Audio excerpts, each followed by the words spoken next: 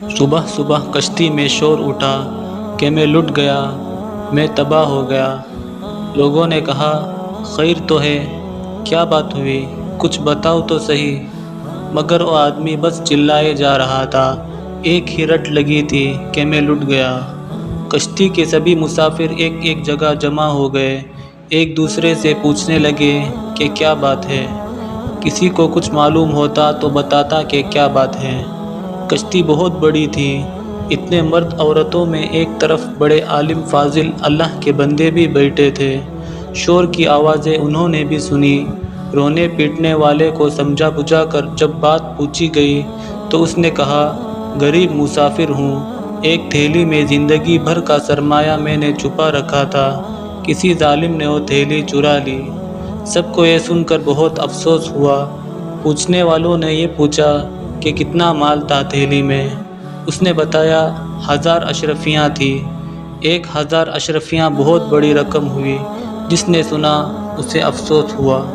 کچھ لوگ مل کر مشورہ کرنے لگے، کشتی کے مالک کو بلایا، سارا ماجرا اسے کہہ سنایا۔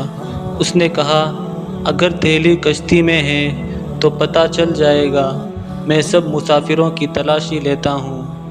آنن فانن یہ خبر ساری کشتی میں پھیل گئی۔ جہاز میں مرد، بوڑھے، عورتیں اور بچے بھی تھے۔ کڑی نگرانی میں تمام مسافروں کی تلاشی ہوئی، مگر کسی کے پاس سے گمشدہ تھیلی نہ نکلی۔ اب لوگ اس شخص پر الٹ پڑے، طرح طرح کی باتیں ہوئی، اور ہوتے ہوتے سب کو یقین ہو گیا کہ یہ شخص جھوٹا تھا۔ جھوٹے پر اللہ تعالیٰ کی لعنت ہوتی ہے۔ سب اسے برا بھلا کہہ کر اپنی جگہ جا بیٹھے۔ جھوٹا سٹ پٹا کر اپنی جگہ آ بیٹھا۔ جب تک سفر جاری رہا مسافر اسے پھٹکارتے رہے۔ اصل میں ہوا یہ تھا کہ جب سفر شروع ہوا تو یہ جھوٹا پھرتا پھراتا کشتی میں گشت کرتا اس عالم فاضل اللہ کے بندے کے پاس بھی پہنچا تھا، اور ان کے پاس اٹھنے بیٹھنے سے اسے معلوم ہو گیا کہ ان اللہ تعالیٰ کے نیک بندے کے پاس ایک تھیلی میں 1000 اشرفیاں ہیں۔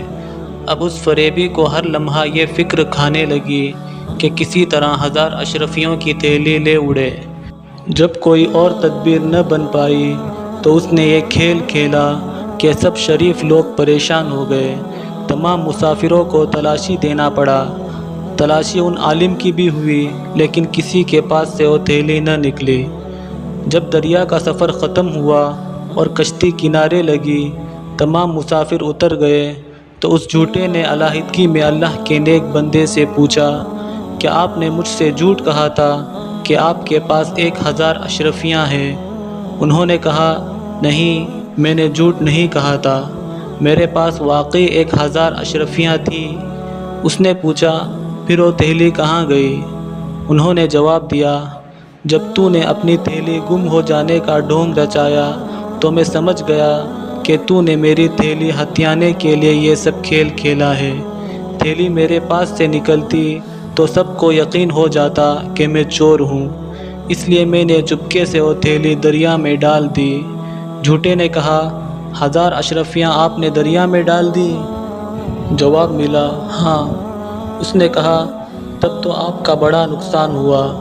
جواب ملا، نیکی کا بدلہ برائی سے دینے والے ظالم دوست، میرے نزدیک اہمیت دولت کی نہیں، لوگوں کے اس اعتماد کی ہے جو حدیث نبوی کی خدمت کے لیے مجھے برقرار رکھنا ضروری ہے۔ اگر میں خائن مشہور ہو جاؤں تو میری بیان کردہ حدیثوں پر کون اعتماد کرے گا؟ اب آپ یہ بھی سن لیں، یہ بزرگ کون تھے؟ یہ امام بخاری رحمۃ اللہ علیہ تھے، جن کی بخاری شریف دنیا بھر میں مستند مانی جاتی ہے۔